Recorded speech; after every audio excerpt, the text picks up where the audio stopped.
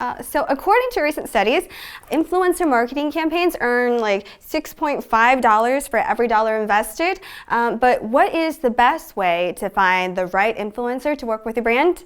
I will show you a two-part process right inside this video.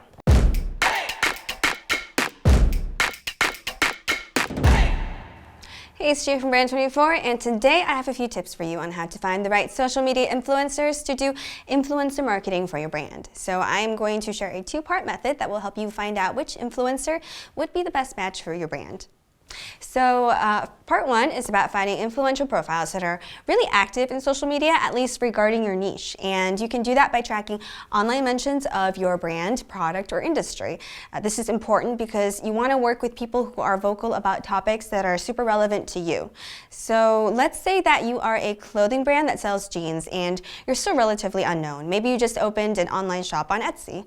In this case, you would monitor online mentions of jeans, denim, and your brand name. So a media monitoring tool like Brand24 will pick up mentions of these phrases from all over the internet. Naturally, this is going to include web pages that mention these phrases just because they're selling them too. So you will need to clean up your data a little bit. Just block those pages and get rid of irrelevant mentions. From here, having found all these mentions about jeans, you can now look at where they're coming from and find potential influencers who are really vocal and active in your niche. So this is something that Brand24 can help you with just by analyzing your data. So if you go into the Analysis tab and scroll down, you'll see a section with a list of the most active social media authors. These are the people who are really vocal about the phrases that you are monitoring. Next to that is a section on the influence of social media authors, listing influential profiles who have mentioned any of your keywords.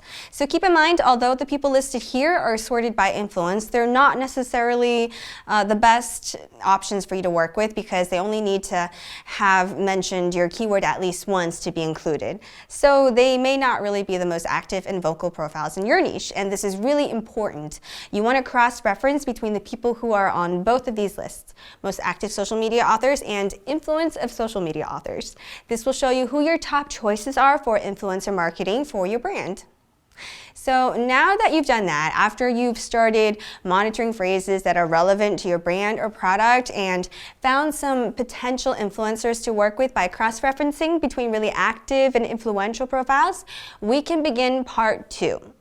So part two is about observing their online activity. So you want to start following them on social media and then take a good hard look at their audience. So when you work with an influencer, your message is going to reach their audience and their followers. So you really need to look into their followers and see if these are your potential clients or customers.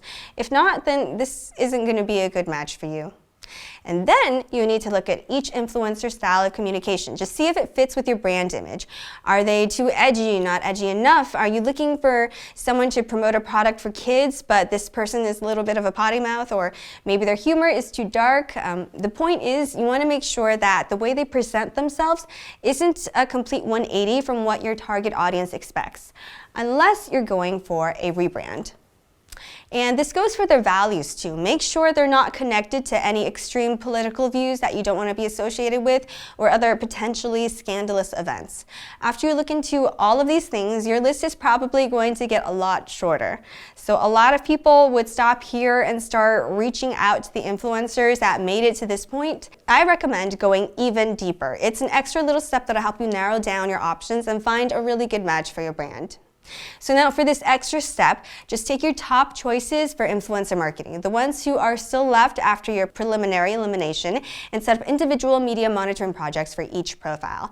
So this shows you, one, whether people are talking about them. Are they generating buzz in social media? And two, if yes, what exactly are people saying about them? Is it mostly positive or negative? Analyze the sentiment for mentions that talk about them to find out what their brand reputation is like. Besides being relevant to your industry or niche, you probably want to work with people who have a more positive reputation and are able to inspire trust. In another video, I'll show you what you need to watch out for when you're searching for potential influencers, like bots, fake engagement, and any other warning signs that you may not be dealing with a real influencer. Anyway, that's it for now. If you have any questions, just let me know in the comment section below. And if you found this video helpful, remember to like, share, and subscribe to our YouTube channel, where I will be explaining how you can do even more in social media and digital marketing each week. Thank you so much for watching. I hope you learned something new, and I will see you next time. Bye.